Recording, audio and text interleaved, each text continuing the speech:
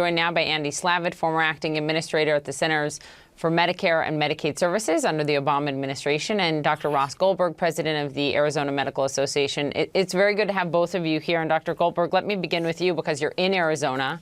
We know the dire situation there with COVID right now. You've said there's major concern about resource availability, staffing, and everything just being overrun at this point.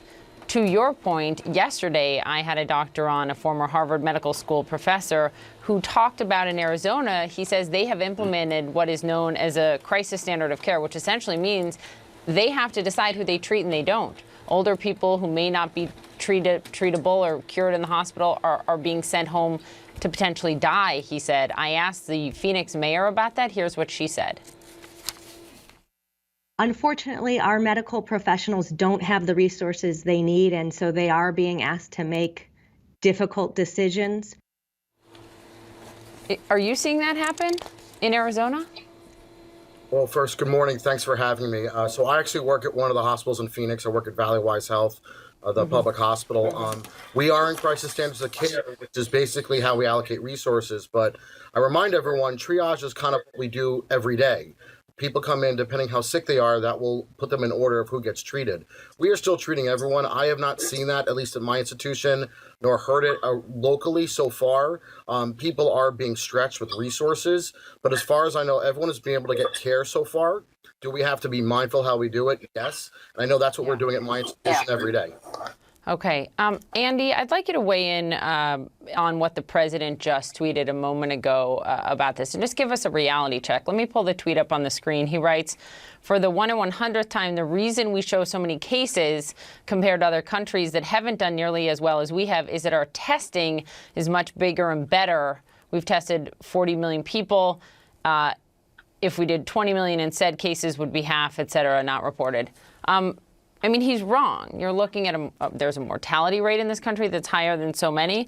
But at the same time, you've got a higher percentage of tests turning up positive in this country and more hospitalizations. And that has nothing to do with the number of tests, correct?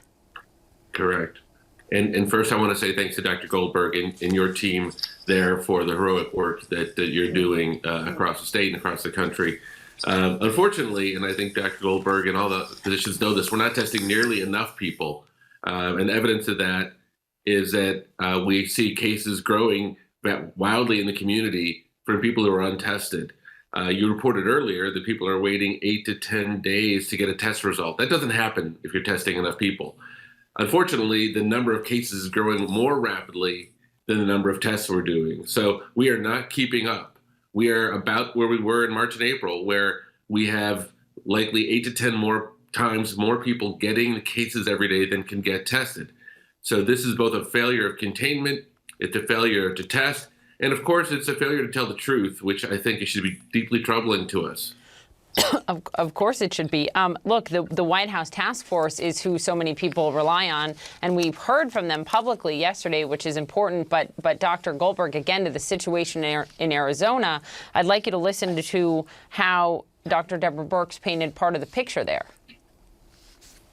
The 7-day average is showing some flattening, and they find that encouraging. Also equally encouraging at this point, because we know that the test positivity rate is the first thing to increase, and we're hoping that it heralds a stability in Arizona of at least reaching a plateau in their curve.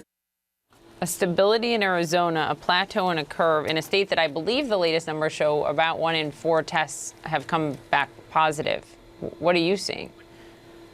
Look, we all hoped for a flattening and a stabilization. We haven't seen it yet. With everything with this virus, everything's time delayed. So right now we're seeing a surge of hospitalizations. We're seeing it at my hospital. You know, for as many as we discharge, we get that many more coming in. The numbers are going up. We are still hoping things slow down. But, you know, as people continue to go out, congregate, don't wear masks, we're going to see the numbers continue to rise. I'm hopeful. Look, we pray for it to slow down. But right now, we can't tell, and as was previously mentioned, the testing. If we need to get more testing done so that we can make sure we're getting ahead of this thing. You actually, just to speak about your personal experience, Dr. Goldberg, say you were fired by a patient for wearing a mask?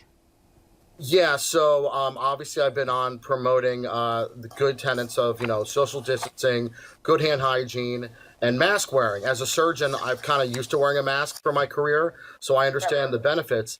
And I went on to a local television station and mentioned that and got a message to my office that I was no longer that patient's physician because I went on and advocated for mask use to protect the public. Wow. All right, Andy, let's talk about vaccines here. We just talked with our Elizabeth Cohen about, the trials that are going on and humans being able to actually volunteer for them.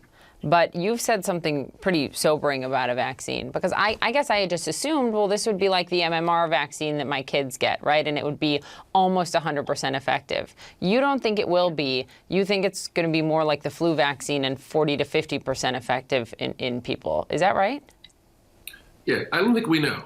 But I think we should assume that this will be more like an influenza vaccine, which will work on some portion of the population, not others. We should also assume that there will be more than one vaccine and that over time vaccines will get better. Look, I think this is not a shot at a failure. This is amazing speed that we will get our first vaccine, according to the scientists that I talked to. Sure. But it will be part of our arsenal.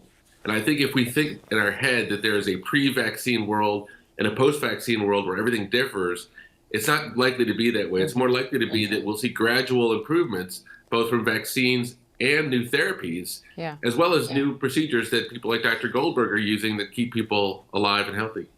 Well, Andy, just to put a button on it, I have, close friends, family members, very intelligent people who in no way are against vaccines in general, saying to me, I don't know, I'm probably not going to get the first one. I think it's going to be rushed.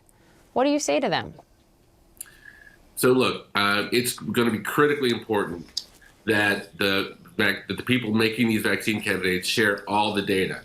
If they don't share the data, and we go through this trial, and the FDA were to authorize an emergency use authorization, we've seen that movie before, and I think people would be rightfully suspicious, particularly if it happened in October. On the other hand, if they share all the data widely for all the scientists to see, I think people will be able to reach a pretty good consensus that the vaccine is safe. So far, the word I hear on the Oxford trial, not the Moderna trial, the Oxford trial, which has already been underway, is pretty good results and not safety concerns. But we're going to have to see, and we're going to have experts look at the data. Thank you both for being here. Andy Slavic, good to have you. Dr. Goldberg, appreciate your help, and good luck to you and everyone serving in Arizona right now.